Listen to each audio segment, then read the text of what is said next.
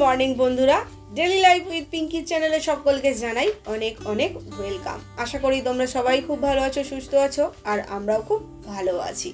দিনটা ছিল 15ই আগস্ট, স্বাধীনতা দিবস। সকলকে এই স্বাধীনতা দিবসের অনেক অনেক শুভেচ্ছা জানাই।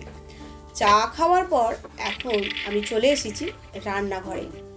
আজকে সকালে আমরা সবাই মিলে টিফিনে খাবো মুড়ি।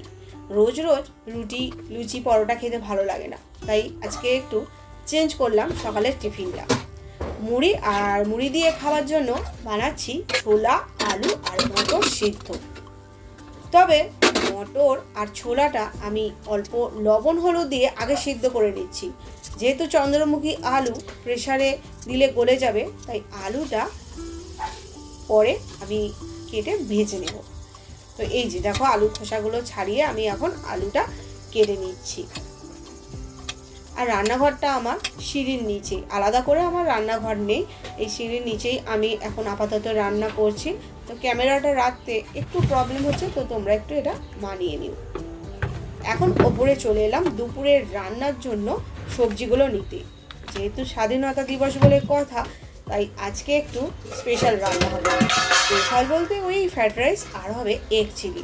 আর এটা ছিল আগের দিনের ভাজা তালের বড়া। ফ্রিজে রাখা এই ঠান্ডা ঠান্ডা তালের বড়া খেতে আমাদের তো দারুণ লাগে। তোমাদের কার কার ভালো লাগে অবশ্যই কমেন্টে জানিও। এখন বাড়ির সামনে হচ্ছে পতাকা উত্তোলন, চলুন দেখে আসি।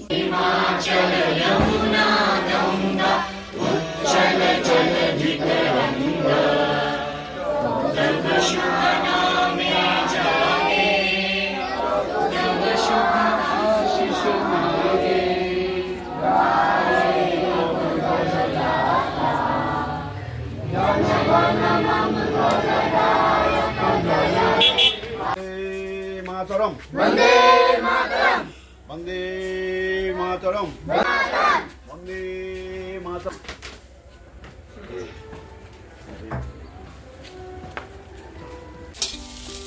পতাকা উত্তোলন হয়ে গেছে, আর একটা করে লজেন্সও দিয়ে দিয়েছি।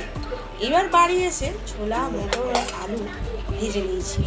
আর এই যে মুড়ি নিয়ে বসে পড়েছি। তবে ছেলে মুড়িটা খুব একটা পছন্দ করে না, জোর জবরদস্তি খাচ্ছে। পরেও মুড়ির মধ্যে আবার জলও ঢেলে নিয়েছিল। মুড়ি খাওয়ার পর আমার কর্তামশাই লেগে পড়েছে কাজে, ডিম ছাড়ানোর কাজে। যেহেতু এগ চিলি হবে, তাই এটার একটু কাজ আছে, ডিমটাকে কাটার ব্যাপার আছে। এই কাজটা করে দিল, সুতো দিয়ে কেটে দিল।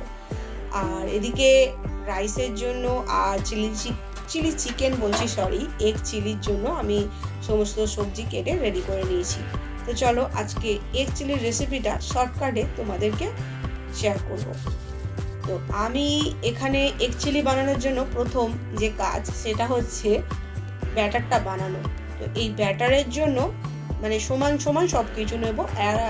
অ্যারোরুট কর্নফ্লাওয়ার আর ময়দা। মানে যদি 4 চামচ ময়দা দিই তো 4 চামচ কর্নফ্লাওয়ার, আর তাতে দিয়ে দেব গোলমরিচের গুঁড়ো 1 চামচ, শুকনো লঙ্কার গুঁড়ো, আর আদা রসুনের পেস্টটাও আমি দিয়েছি। তবে সেটা হয়তো কোনো কারণে আমি ভিডিওটাকে হয়তো ডিলিট হয়ে গেছে, সেই জন্য অ্যাড করতে পারিনি। আর অল্প অল্প জল দিয়ে একটু ব্যাটারটা ঘন করে নিতে হবে। তো প্রথম দিকে দেখো আমার ব্যাটারটা একটু পাতলা হয়ে গেছিল, যার জন্য প্রবলেম যেটা হয়েছিল সেটা হচ্ছে ডিমের গায়ে ব্যাটারটা লাগছিল না।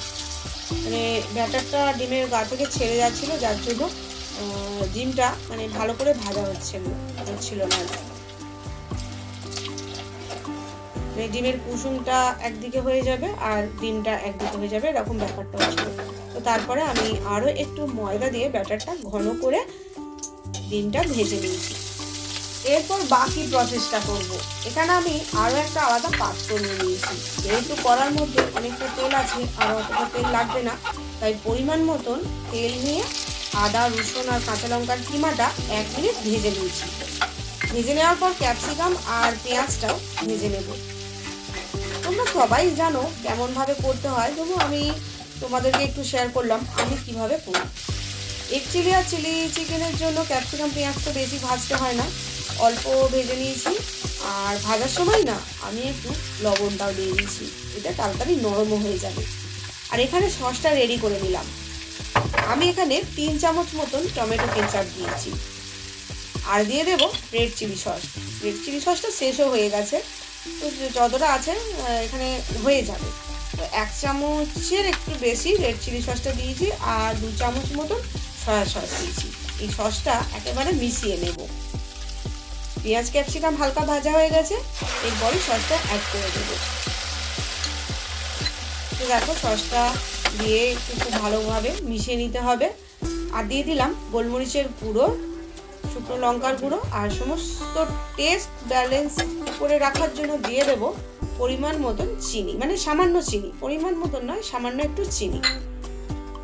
আর এটা তোমরা ড্রাই এগ চিলি করে খেলে গ্রেভি না করলেও হবে, আবার যদি গ্রেভি করো তাহলে আমি এখানে 1 চামচ কর্নফ্লাওয়ার জলে গুলে 2 বাটি মতন জল ব্যবহার করেছি। তো ব্যাস, এবার ভেজে রাখা ডিমগুলো দিয়ে একটু নেড়ে চেড়ে ফুটে উঠলে নামিয়ে নেব। বেশি আবার নাড়াচাড়া করতে যাব না, কারণ ডিমগুলো ভেঙেও যেতে পারে। তো আজকে এই এগ চিলির রেসিপিটা তোমাদের কেমন লাগলো অবশ্যই কিন্তু আমাকে কমেন্টে জানাতে ভুলো না। আর এগ চিলিটা না আজকে একটু ঝাল হয়ে গেছিলো, তবে এরকম বেশ ঝাল ঝাল স্পাইসি এগ চিলিটা খেতে দারুণ লাগছিল ফ্রাইড রাইস দিয়ে। তো চলো, দুপুরের খাবার নিয়ে সবাই মিলে বসে পড়েছি, আর ভিডিওটাকে বেশি বাড়াবো না। ভিডিওটা যদি তোমাদের ভালো লাগে তাহলে অবশ্যই আমার চ্যানেলটিকে একটা লাইক, শেয়ার আর সাবস্ক্রাইব করে দিও, আর আমার চ্যানেলে পাশে থাকা অনুরোধ রইল। আজকে এই পর্যন্তই, ভিডিওটা এখানেই শেষ করি।